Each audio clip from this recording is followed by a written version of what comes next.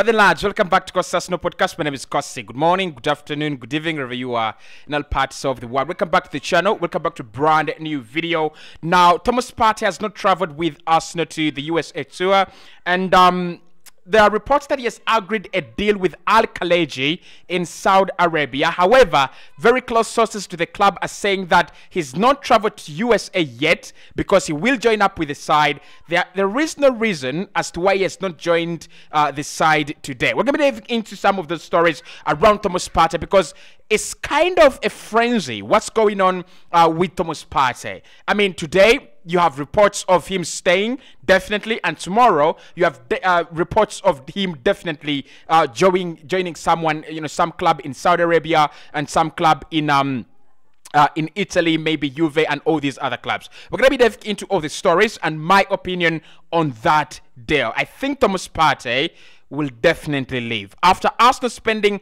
all that money, I won't be surprised if we try to get some dollars back into the account, probably 90, probably 100 million. I won't be surprised if Arsenal take the unthinkable route. But of course, we'll be talking about Florian Balogun as well in this one, because Arsenal and Inter Milan will resume talks starting next week after Inter Milan pulled out of talks to sign Romelu Lukaku after he was seen flirting with Juventus. Inter Milan have decided not to sign him. They will sign Florian Balogun instead. They want to push for a deal closer to 40 million, although Arsenal think the player is worth 45 to 50 million pounds. We'll be talking about Nicolas Pepe because Mikel Arteta wants him gone. Can you believe that Nicolas Pepe has been dropped from the USA tour? Pepe is not injured. Pepe has not been on international duty. Pepe and his career are over at Arsenal. Of course, we'll talk about Xavi Simons, who has chosen to go back to PSG rather than sign for Arsenal or even go to stay with PSV. However, there is a small possibility that if Arsenal wants him, they could get him on a loan deal. Hit the like button, subscribe to the podcast as well as have the conversation in the comment box below. What do you think about Thomas Partey and all the craziness that is going on around his deal? Do you think he's going to stay? Do you think he's going to go? Where do you want him to be, by the way, next season? Is it okay if he goes because we have, Rice already in the building? Let me know in the comment box below. And, of course, I would love Gabriel to take over the shirt number 5, honestly, but I would prefer Partey to stay rather than Gabriel put on the shirt number 5. Now, let's start off with that one, really. Now, in the last 48 hours, so many reports have actually come out regarding Thomas Partey. The bigger reports have actually indicated that Thomas Partey has agreed a deal with Alkalejeeh in Saudi Arabia. Of course, other reports right from the land in Saudi Arabia and of course and a couple of others in the UK are failing and are still hiding the name of the club with which Thomas Partey has actually agreed personal terms. Many of the sites are still saying, many of the sites and forums I'm looking at are still saying Partey has agreed a deal, personal terms, with an anonymous side from Saudi Arabia. Now, we know that Alkalejeeh were always the big club interested in Thomas Partey. We know that they have approached Arsenal before. We know that they have approached Thomas Partey before. There are two things that we've had that have actually been standing in the way of Thomas Partey going to Saudi Arabia. One being the fact that Thomas Partey would prefer to stay in Europe. He would love to either sign for Juventus, Monaco, or even primarily stay at Arsenal. That is number one. Number two is the fact that Arsenal have always wanted that bigger amount of money, and clubs in Saudi Arabia, like we've seen this summer, they are not trying to sign players for crazy fees. They're actually trying to sign players on crazy wages. Like, of course, I don't understand the mathematics of why they're trying to pay crazy wages but not crazy fees. I just don't understand. I'm not that big accountant, right? I'm not even good at managing my own finances. But that is what is happening with Thomas Partey. Now, personally, I believe that Thomas Partey is a sellable asset this summer. I believe that Arsenal will not reconsider if an offer they feel is doable, if an offer they feel is lucrative, if an offer they feel is just enough to get him out of the side. I don't think he will stay. However much I like him, however much I really think he's one of the best defensive midfielders in the Premier League, however much I think him staying with Declan Rice in the same team and in the same squad strengthens Arsenal rather than the opposite.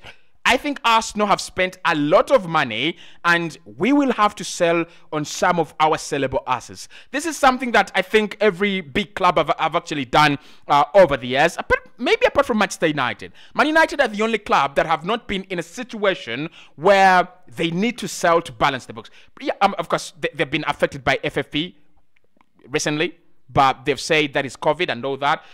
We won't dive into that in this video. But Arsenal spending 250 million euros this summer, there must be a huge feeling that there are 1 or 2 or 3 players that are going to depart in this summer, and they can actually cover that, cover those costs up to at least 100 million euros. One is Florian Balogun, who we'll be addressing in this video. Second is Thomas Partey, who we are talking about right now. Arsenal wanting over 40 million euros, and a couple of clubs in Saudi Arabia offering about that price. Okay, so if Arsenal can get 40 million pounds, actually not euros, but million pounds in Thomas Partey, I'm convinced they will sell. Now, to make matters even more interesting, Thomas Partey has not traveled first time with the Arsenal squad that has gone to USA for our USA tour, where we'll play Man United, Barcelona, and the Major League Soccer All-Star team. The reason is classified. Interesting. The reason as to why Partey has not traveled with the team is classified. Rumors are saying that the player is not with the squad, courtesy of his imminent deal to Saudi Arabia. However, a few sources are also saying that Thomas Partey is not going to leave, or his imminent departure is not the reason as to why he's not traveled to America or the USA. In my opinion, Nicola Pepe has not traveled. Cedric Soares has not traveled.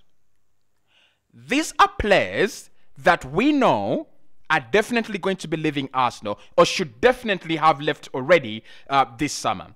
I think Cedric, fingers crossed, he will leave Arsenal this summer. Pepe, fingers crossed, or fingers uncrossed, Pepe will leave this summer. And you think about all the other players that have not traveled with the team.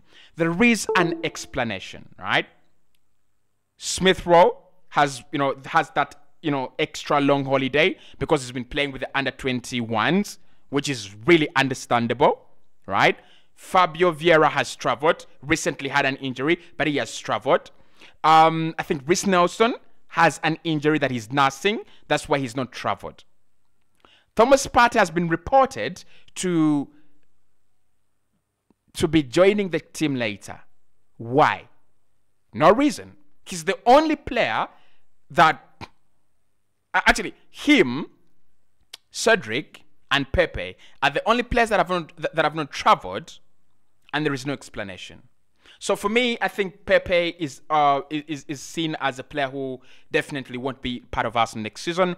And Thomas Partey, it's hard to say this, but Thomas Partey could be one of those players that we look at as potential rivals next season.